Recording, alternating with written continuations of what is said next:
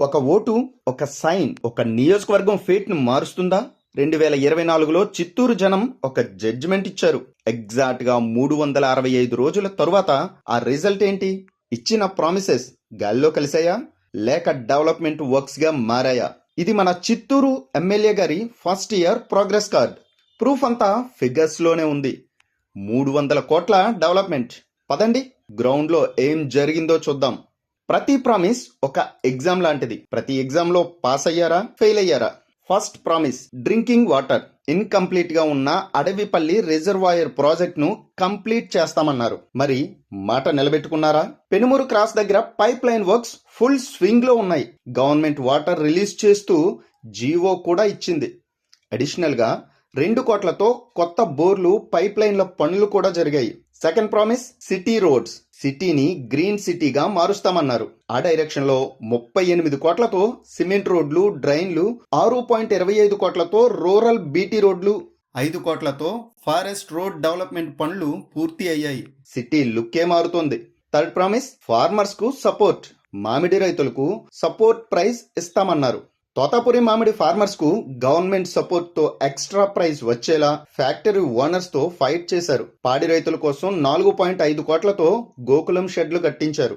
Fourth promise jobs and welfare. Industrial hub ద్వారా jobs అన్నారు. ఆ డైరెక్షన్ లో ఇండస్ట్రీస్ తో డిస్కషన్స్, జాబ్ మేళాలు జరిగాయి. ఎన్నో ఏళ్ల టిడ్కో ఇళ్ల ప్రాబ్లమ్స్ పై ఫోకస్ చేసి బెనిఫిషరీ సెలక్షన్ ప్రాసెస్ ను స్పీడప్ చేశారు. 14 కోట్లతో 2 కొత్త పవర్ సబ్ స్టేషన్లు వచ్చాయి. స్వచ్ఛ చిత్తూరు టార్గెట్ తో మన సిటీ 8వ ర్యాంక్ సాధించింది. Future plan. గౌరవ ముఖ్యమంత్రి గారు కూడా లేఖ రాశారు అధ్యక్ష. దాంట్లో చాలా స్పష్టంగా చిత్తూరు నియోజకవర్గంలో ఒక యూనివర్సిటీ ఏర్పాటు చేయాలని ఆయన కోరటం కూడా జరిగింది అధ్యక్ష. వాస్తవంగా జిల్లా విభజన తర్వాత ఇప్పుడున్న చిత్తూరు జిల్లాలో ఒక ప్రభుత్వం పరంగా ఒక ద్రవిడియన్ యూనివర్సిటీ ఉంది. ప్రైవేట్ యూనివర్సిటీలో ఒక అపోలో యూనివర్సిటీ మాత్రమే ఉంది అధ్యక్ష. గౌరవ ముఖ్యమంత్రి గారు మాకు ఇచ్చిన ఆదేశాల్లో చాలా స్పష్టంగా ప్రతి జిల్లాలో కనీసం ఒక ప్రైవేట్ కానీ ప్రభుత్వ యూనివర్సిటీ ఉండాలి, ఆ దిశగా మీరు పనిచేయాలని ఆయన చెప్పారు అధ్యక్ష. వేరే రకంగా యూనివర్సిటీ ఏర్పాటు చేయాలి చిత్తూరు జిల్లాలో కోరారు. అది తప్పనిసరిగా ఆయన పైన కూడా బాధ్యత ఉంది, నా పైన కూడా బాధ్యత ఉంది. ఇద్దరు కలిసికట్టుగా ఒక యూనివర్సిటీ ఏర్పాటు చేపించే దిశగా పనిచేస్తామని గౌరవ సభ్యులు కూడా నేను తెలియజేస్తున్నాను అధ్యక్ష. జరగాల్సింది ఇదే. ఇది కాయిన్ కు వన్ సైడ్. మరి అదర్ సైడ్ సంగతి ఏంటి? ఫ్యూచర్ కోసం చేసిన ప్లాన్స్ ఏంటి? ఇదిగో గవర్నమెంట్ కన్సిడరేషన్ లో ఉన్న big promises. Education hub.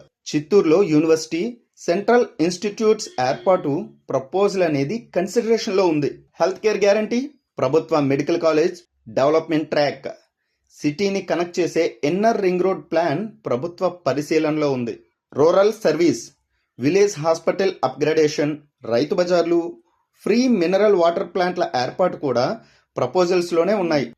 Chittoor వాసులు చిరకాల కళ చిత్తూరు యూనివర్సిటీ. 115 సంవత్సరాలు జిల్లా కేంద్రంగా ఉన్న చిత్తూరులో ఇంకా యూనివర్సిటీ, ఇతర విద్యా సంస్థలు లేకపోవడం యువతకి తీరని లోటు అధ్యక్ష. చిత్తూరులో చదువుకునే విద్యార్థులకి యూనివర్సిటీ లేకపోవడం కొంచెం బాధాకరణం అధ్యక్ష.